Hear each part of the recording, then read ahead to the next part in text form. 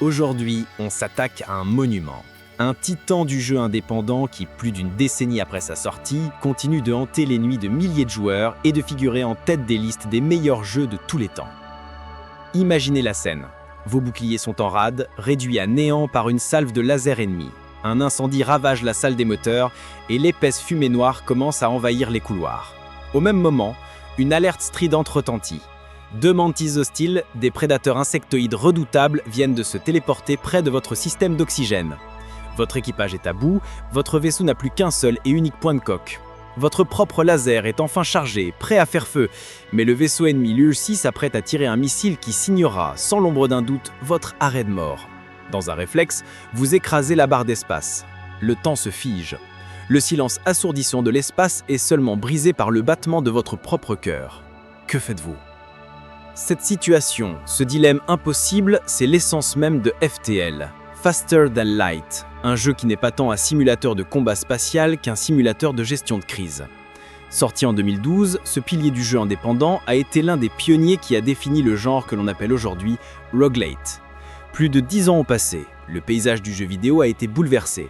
Alors la question se pose inévitablement. Est-ce que ce monument, ce chef-d'œuvre acclamé par la critique, mérite encore votre temps et votre argent en 2025 ? Pour y répondre, nous allons tout décortiquer. Sa création miraculeuse, ses mécaniques de génie, sa difficulté légendaire, ses évolutions et son héritage colossal. Attachez vos ceintures, capitaine, le voyage commence maintenant. L'histoire de FTL est avant tout une histoire humaine, celle de 2 amis qui ont décidé de tout risquer pour une vision. Au début des années 2010, Matthew Davis et Justin Ma sont 2 développeurs expatriés travaillant pour le studio 2K Games à Shanghai. Comme beaucoup dans l'industrie AAA, ils sont devenus des rouages dans une immense machine. Frustrés par le manque de liberté créative, ils passent leur temps libre à jouer à des jeux de société. Des expériences qui mettent l'accent sur la stratégie, la gestion de ressources et la prise de décision. C'est après une visite à la Game Developer Conference de 2011 que le déclic se produit. Justin Ma, voyant l'effervescence de la scène indépendante, décide de sauter le pas. Matthew Davis le rejoint peu après et ensemble, ils se donnent 1 an pour créer leur propre jeu. S'ils échouent, ils retourneront à une vie plus conventionnelle. C'est la naissance de Subset Games. Leur concept est un mélange unique d'influences. L'idée centrale, celle de gérer les différents systèmes d'un vaisseau, leur vient directement de jeux de plateau comme Battlestar Galactica The Board Game. Ils ne veulent pas que le joueur soit un simple pilote, mais le capitaine, celui qui prend les décisions stratégiques. Ils s'inspirent également de l'aspect exploration et des rencontres aléatoires de jeux vidéo comme Weird Worlds Retour to Infinite Space, un précurseur du roguelite spatial. Enfin, l'ambiance et le fantasme de commandement sont puisés dans les plus grandes œuvres de science-fiction. Leur objectif est de faire ressentir aux joueurs ce que c'est que d'être le capitaine Picard de Star Trek, hurlant des ordres à ses ingénieurs pour remettre les boucliers en ligne, ou Han Solo dans Star Wars essayant de maintenir le Faucon Millennium en un seul morceau. Cette vision, si claire soit-elle, est née sous le signe de la contrainte. En tant qu'équipe de 2 programmeurs qui n'étaient pas des artistes de formation, ils ont dû faire des choix radicaux. Plutôt que de viser un réalisme graphique hors de leur portée, ils ont opté pour une vue schématique en 2D et un style pixel art simple mais lisible. Cette limitation s'est avérée être une force extraordinaire. En se débarrassant du superflu, ils ont pu concentrer toute leur énergie et toute la complexité du jeu sur ces systèmes. Le gameplay n'est pas une surcouche à un spectacle visuel, le gameplay est le spectacle. C'est un exemple parfait de design où la forme découle directement de la fonction et des contraintes de production. Pour financer la dernière ligne droite du développement, ils se tournent vers une plateforme alors en pleine explosion, Kickstarter. Leur objectif est modeste, 10 000 $. Le résultat dépasse toutes leurs espérances. La campagne est un succès viral et ils récoltent plus de 200 000 $, soit 20 fois leur demande initiale. Ce succès, cependant, est une arme à double tranchant. Dans de nombreux projets, un tel afflux d'argent mène à une inflation des promesses et à un scope creep qui dilue la vision originale. Mais Subset Games, contraint par sa taille et une deadline proche, a pris une décision sage et cruciale. Au lieu d'ajouter de nouvelles fonctionnalités, ils ont utilisé ces fonds pour polir l'existant à un niveau exceptionnel. Ils ont engagé le compositeur Ben Prunty, dont la bande sonore est devenue iconique, et le scénariste Tom Joubert pour enrichir les rencontres textuelles. Cette discipline, imposée par la pression du Kickstarter, a paradoxalement protégé le jeu de ses propres ambitions potentielles, le forgeant en une expérience incroyablement dense et cohérente. Justin Ma avouera plus tard que le stress d'un développement public était tel qu'il ne souhaiterait pas réitérer l'expérience, préférant travailler dans une cave jusqu'à avoir quelque chose de solide à présenter. Si FTL est devenu un classique, c'est parce que son gameplay est un chef-d'œuvre d'horlogerie, où chaque rouage interagit avec les autres de manière significative. Le cadre narratif est d'une simplicité redoutable, vous êtes un vaisseau de la Fédération en fuite, porteur d'informations vitales qui pourraient renverser le cours de la guerre contre une impitoyable flotte rebelle. Cette flotte vous poursuit sans relâche, avançant à chaque saut que vous effectuez. La carte de chaque secteur devient alors un puzzle de gestion de risque. Chaque banise est une opportunité de trouver du carburant, des armes ou de la ferraille, la monnaie du jeu, mais c'est aussi un risque de tomber sur un ennemi trop puissant ou un événement désastreux. L'étau de la flotte rebelle se resserre constamment, créant une tension permanente qui vous force à optimiser votre route, à peser le pour et le contre de chaque détour. Cette simple mécanique transforme l'exploration en une course contre la montre haletante. Le cœur de l'expérience FTL est la micro-gestion de votre vaisseau, qui est représenté par un plan en coupe 2D. Chaque pièce abrite un système vital, et votre ressource la plus précieuse est l'énergie de votre réacteur. Voulez-vous alimenter une arme supplémentaire? Il faudra peut-être désactiver les moteurs, réduisant votre esquive à 0. Les boucliers ont été touchés, vous devez rapidement réalluer l'énergie de votre système d'oxygène pour les renforcer, en espérant que le combat ne dure pas trop longtemps. C'est une série de choix cornéliens permanents. Les systèmes clés forment la colonne vertébrale de votre survie. Les boucliers, votre première et plus importante ligne de défense. Les moteurs déterminent votre chance d'esquiver les tirs et la vitesse de chargement de votre saut FTL pour fuir un combat.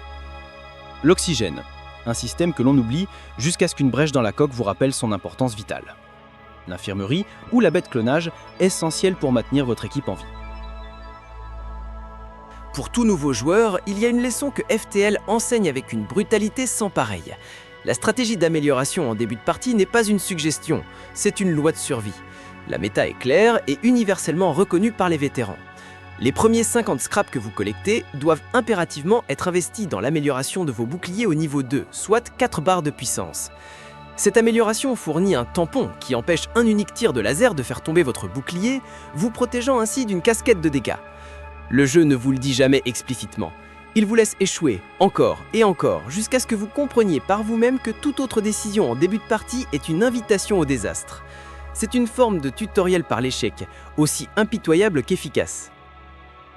Le système de combat se déroule en temps réel, mais avec une fonctionnalité qui change tout, la pause active. En appuyant sur la barre d'espace, le temps s'arrête, mais vous pouvez toujours donner des ordres à votre équipage, cibler des systèmes ennemis et gérer votre énergie. FTL n'est pas un jeu de réflexe, c'est un jeu de tactique pure. La pause transforme un chaos potentiel en un puzzle mortel à résoudre. Elle vous donne le temps de synchroniser vos tirs, de réagir à un incendie ou d'organiser la défense contre un abordage. Ce système hybride est le pilier qui soutient toute la profondeur stratégique du jeu, combinant la tension du temps réel avec la réflexion du tour à par tour. La personnalisation de l'armement de votre vaisseau est cruciale, et la synergie entre vos armes déterminera votre succès. La philosophie dominante dans FTL est simple. La meilleure défense, c'est une attaque foudroyante. Le but n'est pas d'encaisser les coups indéfiniment, mais de neutraliser la menace en détruisant le système d'armes ennemies avant qu'il ne puisse vous anéantir. Laser et canon flak, c'est le duo royal, la combinaison la plus fiable et la plus puissante du jeu. Les canons flak tirent un nuage de projectiles qui saturent et détruisent les boucliers ennemis. Une fois cette défense percée, les lasers peuvent concentrer leurs tirs pour infliger des dégâts précis et dévastateurs au système critique. Le saint graal de l'armement est souvent considéré comme la combinaison du Burst Laser 2, du Flak 1 et du Albert Beam. Rayon. Ces armes sont la définition de la récompense pour une bonne préparation. Incapables de percer les boucliers par eux-mêmes, ils deviennent absolument monstrueux une fois la voie libre. Ils ne peuvent pas rater et tracent une ligne de destruction à travers le vaisseau ennemi, récompensant un placement intelligent pour toucher un maximum de salles dans un seul tir. Ion. Ce sont des armes de soutien. Elles n'infligent aucun dégât à la coque, mais désactivent les systèmes et les boucliers pendant une courte durée. Une cadence de tir ionique soutenue peut maintenir les boucliers ennemis à terre indéfiniment, mais cette stratégie est fragile et facilement contrée par une bonne esquive, un drone de défense ou un système de camouflage. Missiles et bombes. Leur grand avantage est d'ignorer complètement les boucliers, ce qui les rend parfaits pour cibler directement un système ennemi prioritaire. Cependant, ils consomment une ressource limitée et coûteuse, ce qui les rend peu liables comme source de dégâts principale sur le long terme. Vos membres d'équipage sont bien plus que de simples pions. En les assignant à un système, pilotage, moteur, armes, bouclier, il gagne de l'expérience, améliorant passivement l'efficacité de ce système. Un pilote expérimenté augmente considérablement votre esquive, tandis qu'un artilleur expert réduit le temps de rechargement de vos armes. De plus, la galaxie est peuplée de différentes races, chacune avec ses propres forces et faiblesses, ouvrant la voie à des stratégies variées. Les NJ sont des maîtres réparateurs, mais de piètres combattants. Les Mantis sont des guerriers redoutables en combat rapproché, parfaits pour les abordages. Les Rockman sont lents, immunisés au feu et possèdent une grande quantité de points de vie. Les Zoltans sont fragiles mais fournissent une barre d'énergie supplémentaire au système dans lequel ils se trouvent. Les Slugs sont des télépathes capables de voir les salles voisines et sont immunisés au contrôle mental. Les Lanus, ajoutés dans l'Advanced Edition, sont des êtres métalliques qui drainent l'oxygène de la pièce où ils se trouvent, une capacité à double tranchant. La composition de votre équipage n'est pas un détail, elle peut définir entièrement votre approche d'une partie. Abordons maintenant le sujet qui divise, celui qui a fait naître autant d'amour que de frustration, la difficulté de FTL et le rôle omniprésent du hasard. Il faut comprendre une chose fondamentale. FTL est un jeu conçu pour vous faire perdre. Les développeurs eux-mêmes visaient un taux de victoire d'environ 10%. Dans cet univers, la mort n'est pas une sanction, c'est une conclusion narrative. Chaque partie est une histoire unique avec un début, un milieu et une fin qui est le plus souvent tragique. Le permadef, la mort permanente, est le mécanisme qui donne un poids immense à chaque décision.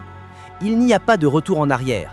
Chaque scrap dépensé, chaque saut FTL, chaque tir manqué a des conséquences irréversibles. Pour de nombreux joueurs, surtout les débutants, FTL peut sembler être un jeu de dés. Un enchaînement de combats difficiles, des magasins qui ne vendent que des armes inutiles, un missile ennemi qui touche votre système d'armes au pire moment, parfois une partie semble maudite, condamnée par la pure malchance. Le jeu est indéniablement rempli de variables aléatoires, RNG, qui peuvent rendre une partie frustrante. Pourtant, une autre réalité vient contredire cette perception. Les joueurs les plus expérimentés sont capables d'enchaîner des séries de plus de 100 victoires consécutives en mode difficile, le niveau de difficulté le plus élevé. Comment est-ce possible si le jeu n'est qu'une question de chance ? La réponse est que la compétence dans FTL ne réside pas dans l'exécution parfaite d'une seule stratégie, mais dans la connaissance profonde du jeu et la capacité à gérer le risque. Un bon joueur ne prie pas pour obtenir un Burst Laser 2. Il sait comment gagner même s'il n'en trouve jamais. Il sait pivoter vers une stratégie d'abordage, de drone ou de hacking en fonction de ce que le jeu lui propose. Le débat chance contre compétence est en réalité une fausse dichotomie. Dans FTL, la chance n'est pas l'opposé de la compétence, c'est le matériau sur lequel la compétence s'exerce. L'aléatoire, l'input, crée un problème unique à chaque partie, et la compétence, la output, est la capacité du joueur à trouver une solution créative à ce problème. Le but n'est pas d'éviter la malchance, mais de construire un vaisseau si résilient et polyvalent qu'il peut y survivre. La courbe de difficulté de FTL est atypique. Contrairement à la plupart des jeux, elle est souvent inversée. Les premiers secteurs sont les plus difficiles. Vous commencez avec un vaisseau faible, peu de ressources et la moindre erreur peut être fatale. C'est une lutte acharnée pour la survie.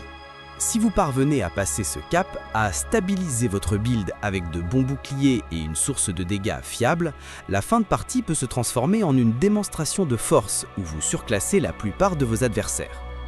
Le jeu propose 3 niveaux de difficulté: facile, normal et difficile. La principale différence réside dans la quantité de ferraille que vous obtenez après chaque combat et dans la qualité de l'équipement et de l'IA des ennemis. Mais ne vous y trompez pas, le mode facile de FTL est déjà plus exigeant que le mode normal de bien d'autres jeux. Enfin, il y a le boss final. Le vaisseau amiral rebelle est plus qu'un simple adversaire. C'est un examen final, un mur de difficulté en 3 phases qui teste absolument tout ce que vous avez appris et construit au cours de votre partie. Il brise les règles établies avec des armes surpuissantes, des vagues de drones et des abordages massifs. Ce boss est l'incarnation de la philosophie de design du jeu. Il est spécifiquement conçu pour contrer les stratégies unidimensionnelles. Vous ne pouvez pas vous contenter d'une défense parfaite, car ces missiles l'ignoreront. Vous ne pouvez pas compter uniquement sur l'esquive, car sa super arme laser finira par vous toucher. Le vaisseau amiral vous force à avoir maîtrisé le principe fondamental de FTL. Une offensive puissante et polyvalente est la clé de la survie. Toute votre partie, chaque amélioration, chaque choix est une préparation à cet affrontement ultime. En 2014, 2 ans après la sortie initiale, Subset Games a offert un cadeau inestimable à sa communauté, l'Advanced Edition. Bien plus qu'un simple patch, il s'agissait d'une extension massive, entièrement gratuite, qui est aujourd'hui intégrée par défaut dans toutes les versions du jeu. Cette mise à jour n'a pas seulement ajouté du contenu, elle a profondément remanié et enrichi l'expérience de jeu. L'Advanced Edition a introduit 4 nouveaux systèmes qui ont ouvert des possibilités tactiques inédites. Hacking. Ce système vous permet de lancer un drone qui s'accroche à une salle ennemie pour la perturber. Vous pouvez hacker les boucliers pour les vider instantanément, les armes pour retarder leur tir, l'oxygène pour asphyxier l'équipage ou même les portes pour piéger des ennemis. C'est inutile d'une polyvalence et d'une puissance redoutables. Contrôle mental, Mind Control, permet de prendre temporairement le contrôle d'un membre équipage ennemi. Un pilote sous votre contrôle réduira l'esquive de son propre vaisseau à 0. Un artilleur se retournera contre ses alliés. Un réparateur sabotera les réparations. Ce système a ajouté une nouvelle couche de guerre psychologique au combat. Baie de clonage, Cloning Bay, une alternative à l'infirmerie. Au lieu de soigner votre équipage, elle le ressuscite automatiquement après la mort, au prix d'une légère perte de compétences. Ce changement a rendu les stratégies d'abordage et les événements à haut risque beaucoup plus viables, car la perte d'un membre équipage n'est plus nécessairement permanente. Batterie de secours, Backup Battery, un système simple mais efficace qui fournit une surtension d'énergie temporaire, parfaite pour alimenter un système supplémentaire dans un moment critique. Au-delà de ces systèmes, l'Advanced Edition a enrichi le jeu sur tous les fronts. Une nouvelle race, les Lanus, a été ajoutée. Ces créatures métalliques qui drainent l'oxygène ont créé des dynamiques de jeu uniques, que ce soit en les utilisant pour des abordages asphyxiants ou en les combattant sur leur propre vaisseau dépourvu d'air. De nouvelles armes, comme le dévastateur Cannon Flak, de nouveaux drones, de nouveaux événements scénarisés, dont certains écrits par le célèbre Chris Avellone, de nouvelles configurations de vaisseaux, les Layouts C, et un tout nouveau secteur secret sont venus compléter ce tableau. L'impact de cette mise à jour a été profond. Elle a rendu le jeu plus complexe, plus imprévisible et, pour beaucoup, encore plus difficile. L'intelligence artificielle peut désormais utiliser tous ces nouveaux outils contre vous. Un combat qui semblait sous contrôle peut basculer en un instant à cause d'un hack de votre système d'oxygène ou du contrôle mental de votre meilleur pilote. L'Advanced Edition a représenté un changement philosophique. Alors que le jeu de base consistait à maîtriser un ensemble de systèmes relativement stables, l'extension a transformé FTL en un exercice de gestion du chaos. Elle a brisé les stratégies établies et forcé même les vétérans à réapprendre le jeu, assurant sa longévité pour les années à venir. La véritable mesure d'un classique n'est pas seulement sa qualité intrinsèque, mais aussi l'influence qu'elle exerce sur les créations qui lui succèdent. Et à ce titre, l'héritage de FTL est colossal. FTL n'a pas inventé le roguelike, un genre qui tire ses racines du jeu Rogue de 1980. Cependant, il a été l'un des principaux artisans de la popularisation du roguelite, une branche plus accessible du genre. Il a brillamment démontré comment les principes fondamentaux du roguelike, la mort permanente, la génération procédurale et la forte rejouabilité pouvaient être appliqués avec succès à des genres autres que le traditionnel dungeon crawler. Son ADN se retrouve aujourd'hui dans d'incomptables jeux indépendants acclamés. On pense bien sûr à Into the Breach, le jeu suivant de Subset Games, mais aussi à des titres comme Slay the Spire, Darkest Dungeon, Hades ou des successeurs spirituels plus directs comme Convoy, Abandoned Ship et Shortest Trip to Earth. L'une de ses contributions les plus significatives est sa philosophie de la métaprogression. Contrairement à de nombreux roguelites modernes qui rendent le jeu objectivement plus facile à chaque échec en permettant aux joueurs d'acheter des améliorations permanentes, la progression d'un FTL se fait presque exclusivement par le déblocage de nouveaux vaisseaux. Ces vaisseaux ne sont pas des améliorations directes, mais des side grades, des alternatives qui proposent des styles de jeu radicalement différents avec leurs propres forces et faiblesses. Le vaisseau furtif commence sans bouclier, le vaisseau mantis est axé sur l'abordage, etc. Cette approche respecte l'intelligence et la compétence du joueur. La victoire est toujours le fruit d'une bonne partie, d'une bonne stratégie, et non le résultat d'un long grind. C'est une progression horizontale, plus d'options, plutôt que verticale, plus de puissance. Une leçon de design d'une élégance rare. La longévité exceptionnelle de FTL doit aussi énormément à sa communauté de modeurs passionnés et incroyablement talentueuses. Si des mods comme Captain's Edition ont longtemps été la référence pour ceux qui cherchaient à étendre l'expérience, un projet a fini par tous les éclipser, FTL Multiverse. Qualifier Multiverse de simple mode serait une insulte. C'est une refonte totale, une extension non officielle d'une ambition et d'une ampleur qui rivalise avec celle d'un jeu complet. Souvent décrit par la communauté comme le véritable FTL 2, Multiverse ajoute des centaines de nouveaux vaisseaux jouables, des dizaines de nouvelles races, des centaines d'armes et de drones, plus de 30 nouveaux secteurs à explorer et une narration étendue avec des quêtes complexes et des fins multiples. Pour une grande partie de la base de joueurs actuels, Multiverse est devenu la façon définitive de jouer à FTL. L'existence même d'un projet aussi colossal, maintenu et enrichi par des fans pendant des années, est le plus grand témoignage de la solidité et de la brillance du jeu original. Il a fourni une toile si parfaite que d'autres artistes ont pu y peindre leur propre chef-d'œuvre. Nous voilà au terme de notre long voyage. Après avoir exploré sa genèse, disséqué ses mécaniques, affronté sa difficulté et mesuré son héritage, il est temps de répondre à la question initiale. Alors, faut-il acheter FTL Faster Than Light en 2025 ? La réponse est un oui, franc, massif et sans la moindre hésitation. Pour commencer, son design est tout simplement intemporel. Le style pixel art, loin d'être un défaut, lui a permis de traverser les années sans prendre une ride. Mais plus important encore, ses mécaniques de jeu, basées sur la stratégie, la prise de décision et la gestion de système, sont d'une pureté et d'une profondeur qui les rendent aussi captivantes aujourd'hui qu'au premier jour. C'est l'essence même du gameplay qui a été distillée à la perfection. Ensuite, son rapport qualité-prix est imbattable. Le jeu est vendu pour une bouchée de pain, souvent moins de 10 €, et offre en retour des centaines, voire pour certains, des milliers d'heures de jeu. Sa rejouabilité est quasi infinie grâce à la combinaison des différents vaisseaux, de la génération aléatoire, de l'immense apport de l'Advanced Edition et de l'univers sans fond du mode multiverse. Mais alors, à qui s'adresse FTL ? Il s'adresse aux amateurs de stratégie, de puzzles et de science-fiction. Il est fait pour les joueurs qui aiment les défis, qui ne craignent pas l'échec, mais le voient comme une opportunité d'apprendre. C'est un jeu qui respecte votre intelligence et ne vous prend jamais par la main. En revanche, il est à éviter si vous cherchez une expérience narrative riche et linéaire, si vous êtes allergique au hasard et à la frustration, ou si la défaite vous pousse à abandonner. FTL est exigeant, parfois injuste et souvent cruel. Il faut accepter de perdre pour pouvoir l'aimer. En 2025, dans un paysage vidéoludique souvent dominé par les jeux-services, les passes de bataille et les expériences qui réclament une connexion permanente, FTL se dresse comme un monolithe. C'est une œuvre complète, finie, polie jusqu'à la moelle, qui se suffit à elle-même. On l'achète une fois et on le possède pour toujours. Sa longévité ne vient pas d'un flux de contenu imposé par ses développeurs, mais de la profondeur abyssale de ses systèmes propres. FTL n'est pas juste un jeu, c'est une machine à créer des histoires. Des histoires de survie improbable, de triomphes arrachés de haute lutte et de désastres spectaculaires. Chaque partie est une nouvelle saga spatiale dont vous êtes le seul et unique héros. C'est un chef-d'œuvre de design, un classique immortel qui a non seulement marqué son époque, mais qui continue de briller comme une supernova dans le vide infini du cosmos vidéoludique. Et vous, quelle est votre histoire FTL la plus mémorable ? Ce combat impossible que vous avez remporté ? Cette défaite rageante à un point de coque du boss final ? Racontez-la dans les commentaires. Merci de m'avoir suivi et à la prochaine!